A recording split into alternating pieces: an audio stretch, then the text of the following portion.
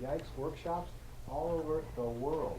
He actually does them in England and other countries, and he's actually got a unique filter down system that it collects names so that after he reaches a certain point, he knows that it's time to go ahead and do another seminar in another country.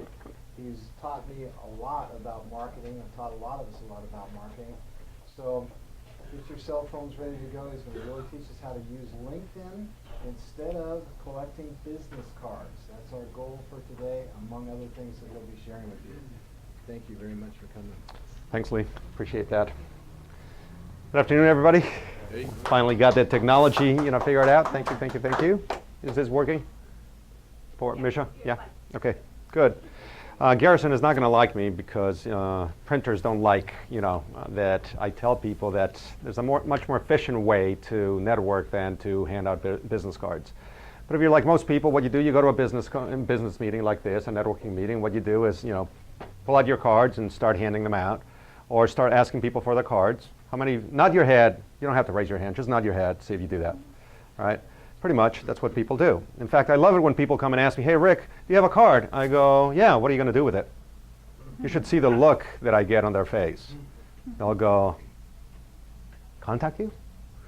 I go, "Okay." Now, ask me how many of them do contact me.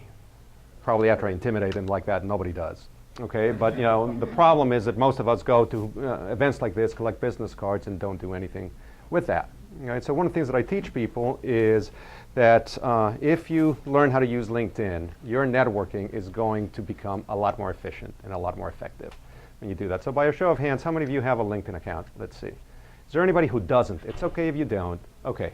So if you don't have a LinkedIn account, right, you'll probably want to get one because more and more people are networking this way, especially more and more people that attend my presentations. And many of those people are people you'll want to be doing this with, because if you don't have a LinkedIn account, then for instance, you and I are probably not going to get connected. And I'm a good person to be connected to because I know a lot of people that I could possibly refer to you. But you know what? I'm not going to go out offline to try to find you, to make all that effort to go do that. And many more people are doing that. So one of the things that I've learned is the easier you make it for people to refer you, the more likely they're going to refer you. Would you agree? Of course. Yes. Yeah. So think of ways. Don't look necessarily at what you're going to use LinkedIn for, but other people like me who will make it easier for me to refer you. Then if you don't have that, then I can't refer you, even if I wanted to.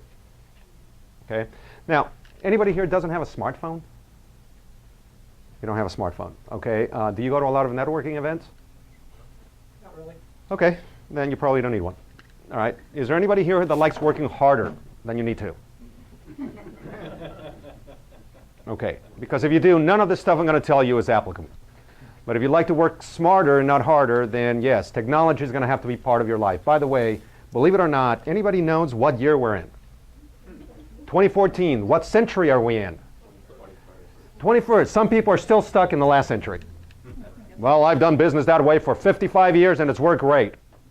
Good. Keep doing business that way. All right. But most of us, what we have to do is we have to stay current.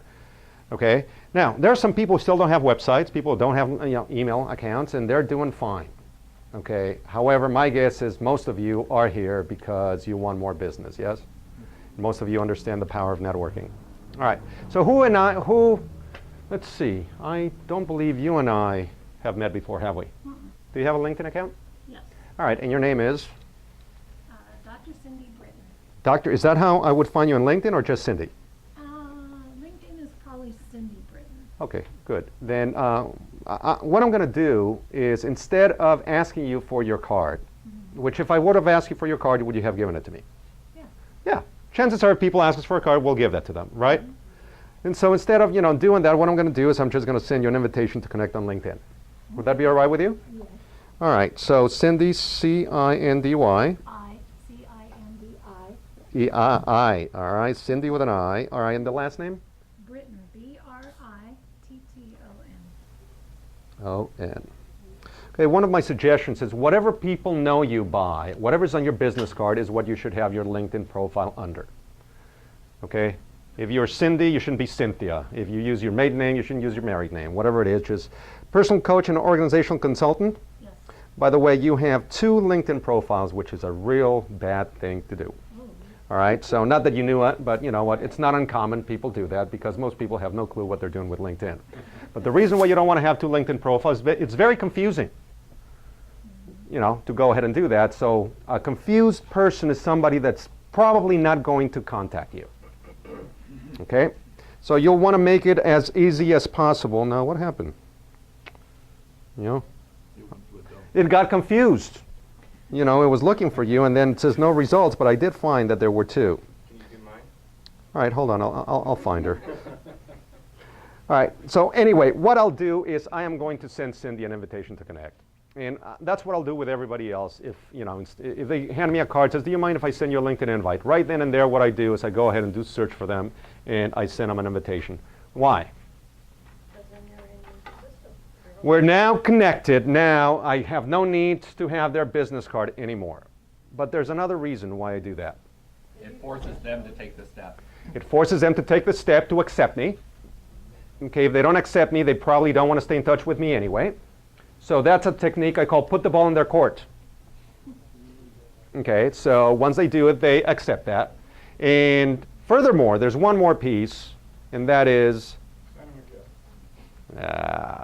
oh, very good, John. What I do is I now have an opportunity to start a conversation or continue a conversation. Let's say the first conversation we met at the event. Okay, and most of us, when we go to an event, what we do is, I mean, if we tell the truth, which, you know, again, most people won't tell the truth when asked this question, but if we tell the truth, we go to networking events to make sales. We say we don't, but we hope we will, and we kind of like, you know, do that. But, you know, we know we're not supposed to. But by the conversations that people have, you can tell that many people go to events to make sales. Okay, why? Because they tell you everything that they do. Oh, I do this, I do this, I do this, I do this, and that takes a lot of time, which people won't have. Okay, so I've literally done this. And if any of you attend my Yikes workshop, I will show you. There was a gentleman, I went to a networking event.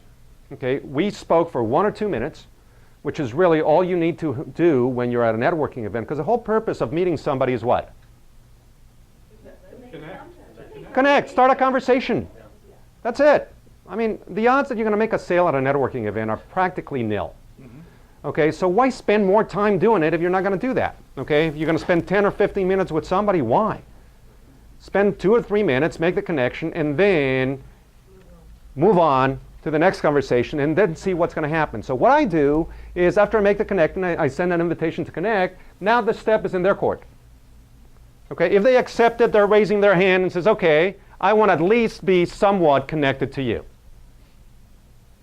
I take the next step. What I do is I send them a message as soon as they connect with me.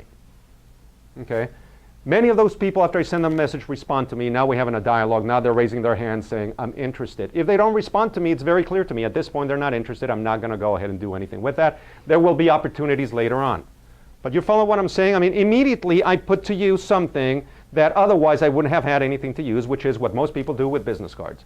If you're like most people, what you do is you do 1 of 3 things with your business cards. The first one is you put a rubber band around them, leave them on your desk, or put them in a drawer. Do absolutely nothing with them. Second thing that you do, or you have it done to you, is you actually add them to a newsletter that nobody has requested. And what you do is proceed to start vomiting on people.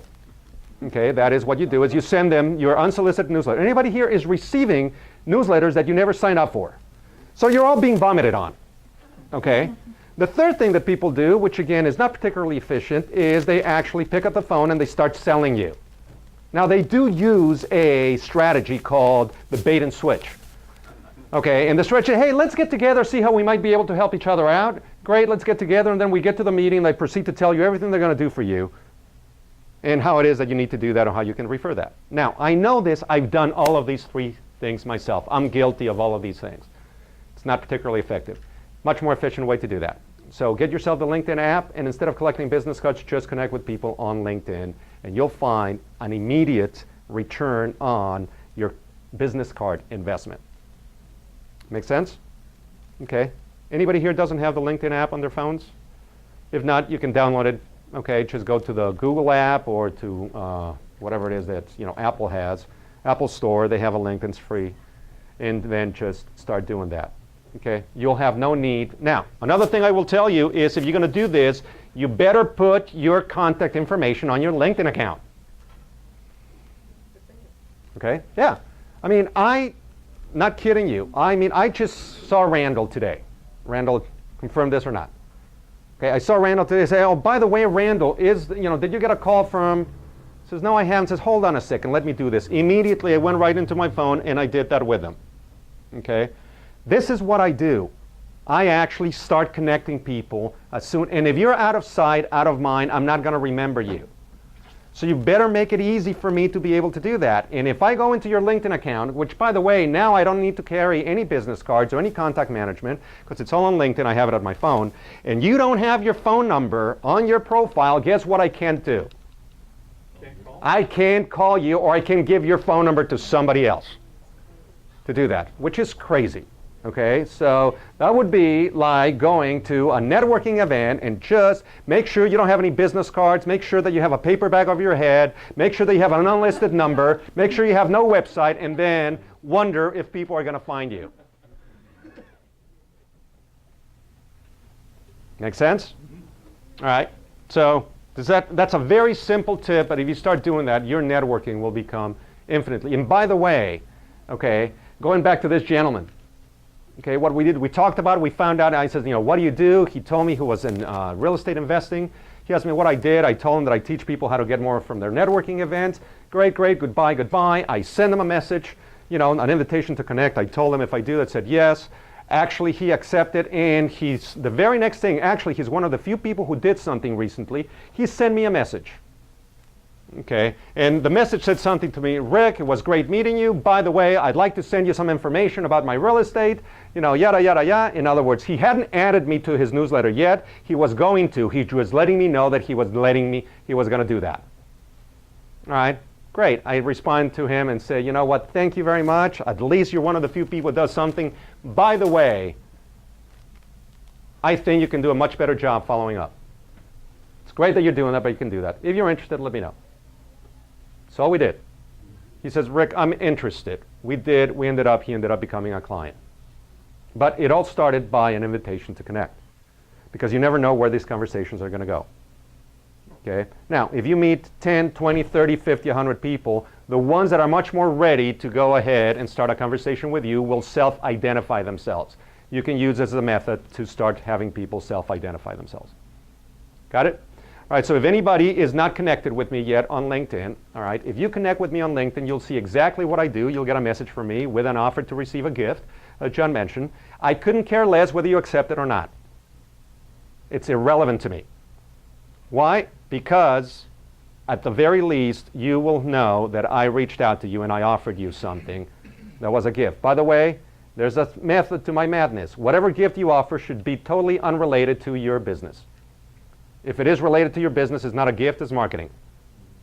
And people will object to that. Okay, but that strategy works. It's been working for 3 or 4 years that I've been using it, and it works great. All right, let me tell you a little bit about a few other things connected to networking. Is there anybody here has been professionally trained on how to network? Maybe one person, 2 people will raise their hand. Okay, most people have not. And yet, how many people have been networking for a few years? Okay, so how do you do it? You just do it, right? It's trial and error, and you do that. All right, any golfers in here? Okay, any tennis players? Can you usually tell the self-taught people? Yep, they're the hackers. They're the hackers. All right. So most people don't get trained to how to network effectively because they don't know where to go. They don't know how to do that. But it's probably one of the best investments you can do is to, if you're going to do something, do it well rather than just doing it average. Is there anybody here that thinks that you cannot become a better networker? You cannot improve? You can't improve, or you can? Oh, I thought you said who thinks they can improve. They can improve. Okay, yeah. Yeah, most people can improve, and most people, if with instruction, will do that. I know that's true for me and anything else. So I can tell you without a shadow of a doubt that the best investments that I did in my sales career were all about improving my networking skills. And I went and I trained. I spent thousands of dollars in getting trained how to become a more effective networker. And those have been the best dollars that I spent because I spent so much time doing it, I might as well do it well. So this is a slide of I recently came back from Houston, as Lee mentioned to you. I speak all over the world. And I was in Houston earlier this week, and I went there, and the lines were huge. And I don't know what was going on, but the security lines were huge. Okay, one of the things that's great, though, is I know something that some of you may or may not know about how to do that, but I can get right to the front of the security line, okay, and save about 1 or 2 hours every time. So anybody here has heard of the Global Entry Program? Yep. Okay, one person in the room, 2 people in the room has. All right, you got it. Okay, anybody has heard and doesn't have it? Heard of it, but I didn't sign up. Right. Okay, which again is another problem. If you've heard of it and you haven't signed up, you're no different than the person who hasn't heard about it, because it's not doing you any good. All right, and I'm not knocking you down. I'm not saying this to do this, just as an example. Ask you a question. Hold on a second. You can say those at the end. Okay, good. I'm not doing this to tell you that you did anything wrong. I'm just doing it as an example. Okay, and that is this: the person who can read and doesn't is no better off than the person who doesn't know how to read. Would you agree? So if you know about the Global Entry Program and you don't use it, you're no different than the person who doesn't know about that. The same thing with information. The problem with information is many people have information that they don't apply, they don't implement. So if people think that the key is getting better information, no, the key is getting better application. Execution application is where the rubber meets the road. And that's where I find many people fall short. Many people want to keep getting more and more and more information, but they fall short on the application. Okay? So as an example of this is many people say, well, Rick, I really don't travel that much. I don't need to do that. Why should I be able to do that? This is because when you need it, you will want to have had it. Oh, yeah. I don't care if it's only one time. The one time when you need it, you wish you're going to have that. So there's a saying that says the best time to plant a tree is when? 20 years ago. When's the second best time? Now. Okay, so some of the things you need to be doing and the thinking needs to be, you may not need it now, but you know what? Start now, because later on when you need it, it's like insurance. When do you get insurance? When you don't need it. By the time you need insurance, if you try to get it, it's too late. So you want to be proactive. You want to be thinking ahead of time. Okay, so when it comes to networking, I find that most people are not proactive. They are reactive, and they're not particularly efficient.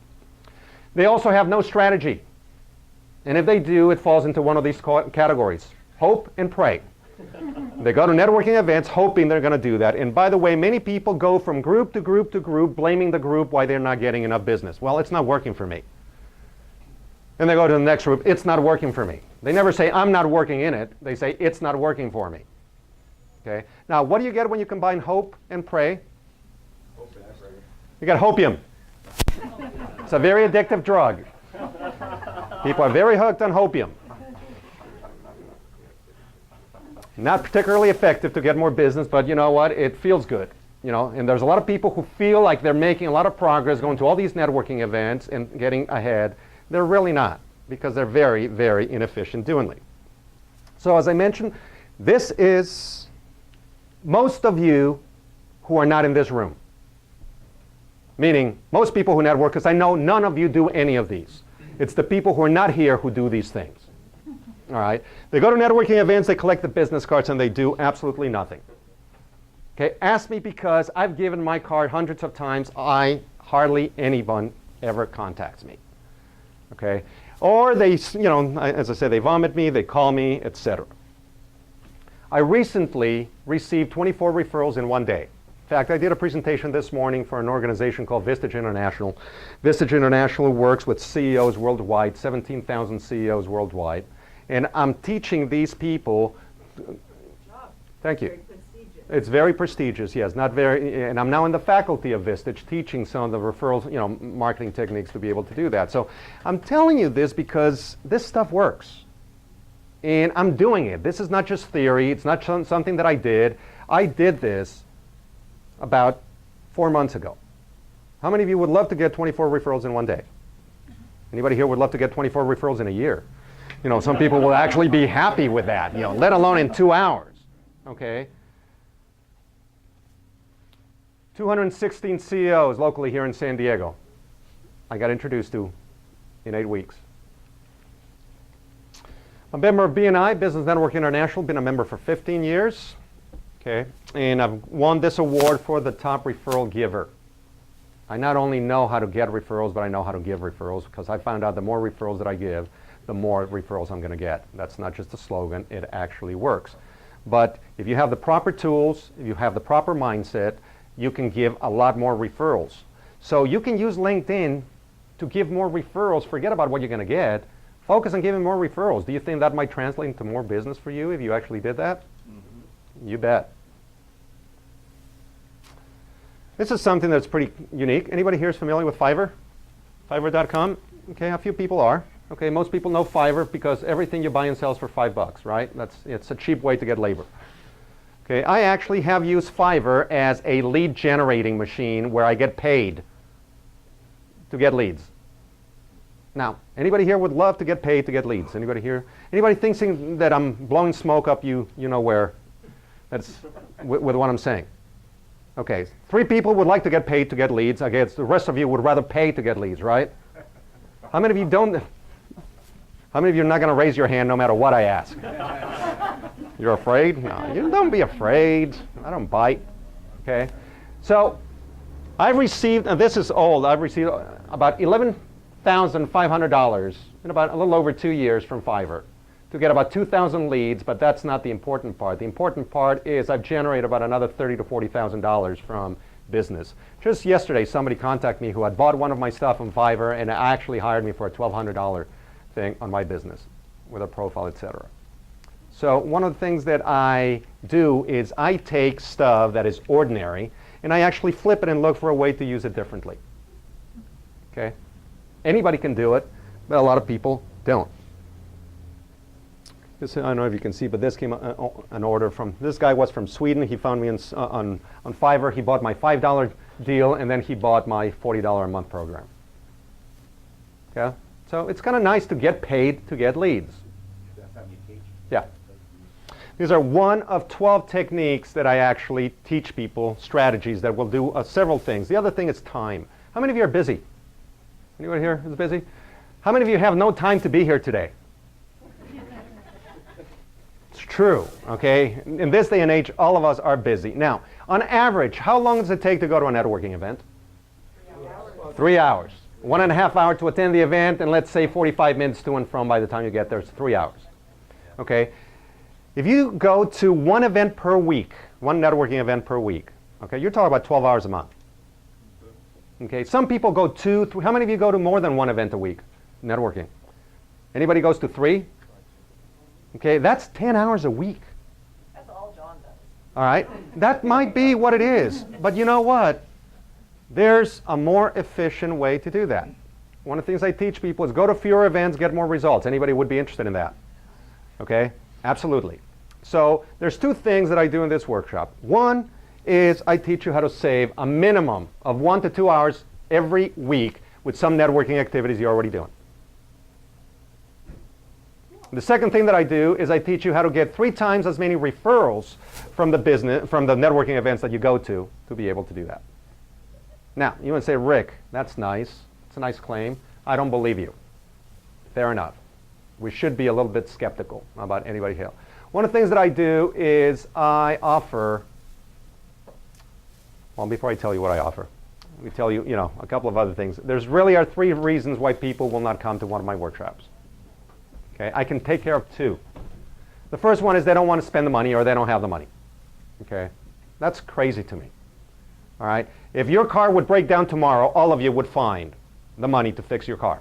Not that you don't have the money, it's just you don't want to allocate the money for whatever reason, and I'm not going to here to judge you about doing it or not, but just understand that it is a mindset.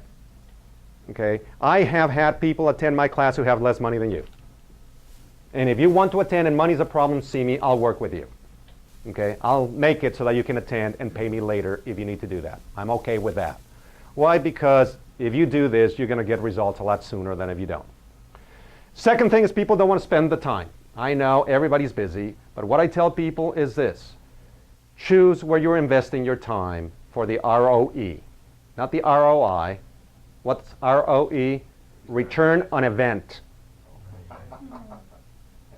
What's your ROE? Okay, so choose what you're going to get. And if you invest your time with me, I guarantee your ROE will be higher than the time you put in there. And I'll share with you what do I mean by I guarantee that. The third reason why people don't is they don't believe me or like me. Okay? For the people who don't like me, I tell this very simply, I grow on people. Some people start out not liking me, okay, but they ended up liking me. I do grow on people. But even if you don't like me, what I have to teach you is way worth it, even if you don't like me. Just pretend I'm somebody else. You know, just do that, do whatever it is, and you'll still get a lot of value out of that. Okay, so I'll take care of the first two. Number one is I offer a triple your money back guarantee. Okay, what do I mean by that? You come in, whatever you pay for the class, I guarantee within 3 months you will have earned 3 times as much or not. You get your money back. You're the judge. You tell me, Rick, you're guaranteed. I didn't. Your money back. Fair? Triple your time. If I don't save you at least 3 times the time that you spend with me, again, you're the judge. I'll give you your money back. I haven't had to give my money back. What? 10? Wow. Got plenty of time. I'm almost done. I'll take questions. All right. So the Yikes workshop. Okay. It's $197. I'm going to give you an incentive to act now. Okay, if you take action today, you're going to save $50. Is $147. So 3 times as that is $500. You spend $150. You don't make at least $500 within 3 months with anything that I teach you. And I will teach you a minimum of 12 different strategies and tactics to be able to do that. As for your money back. Okay, it's March 18th, 8:30 to 1 p.m., 8:30 a.m. to 1 p.m. downtown San Diego at a place called Commerge. All right, if you cannot make that one, I have another one in May 18th. I'll honor the same price if you want to do that.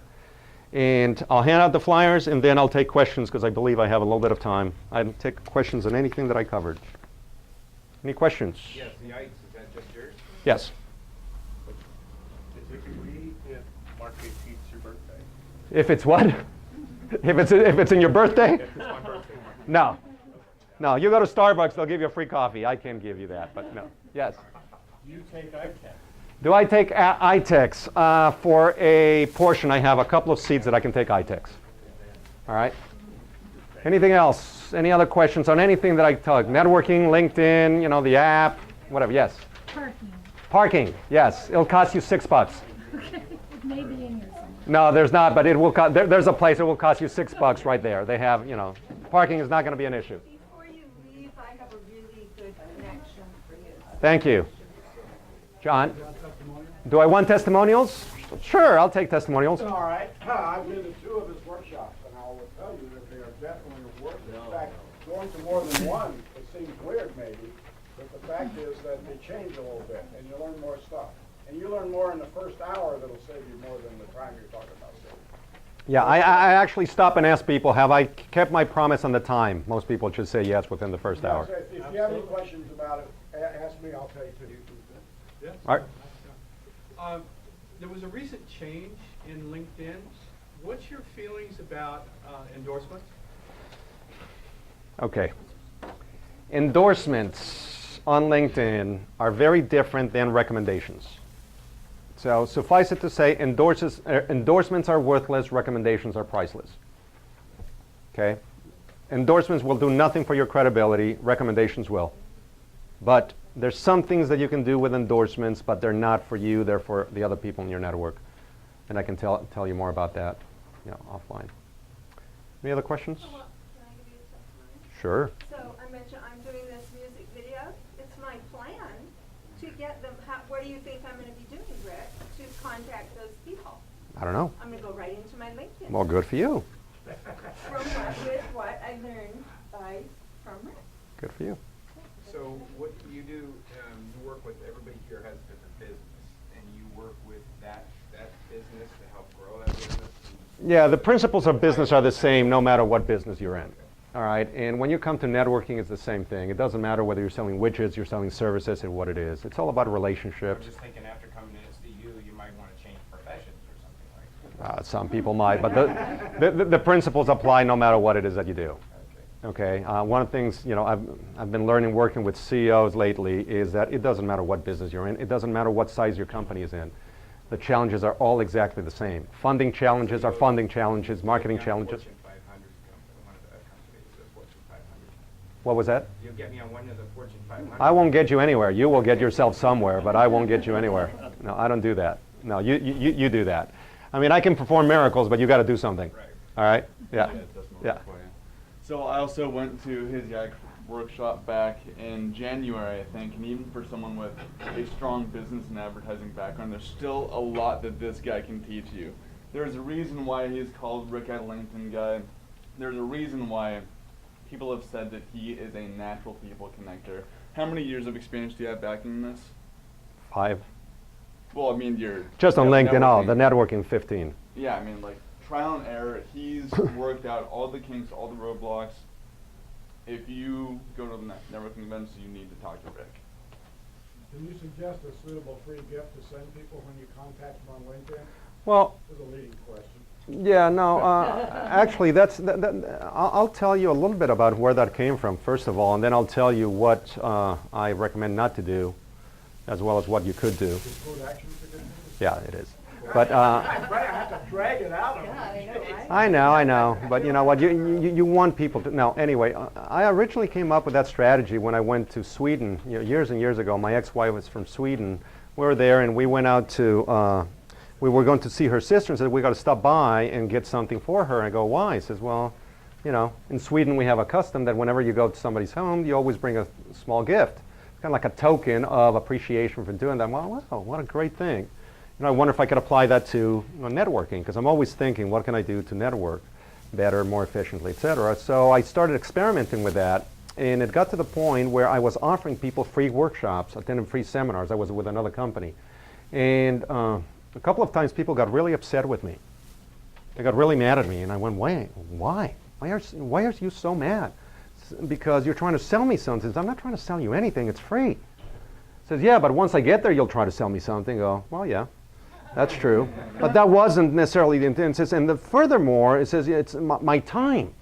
You know, it's also, it says, well, I hadn't seen it that way. So, well, I guess they got a point. So what I learned is this. The concept makes sense, but the key here is to make sure that's something that is unrelated to your business. Okay?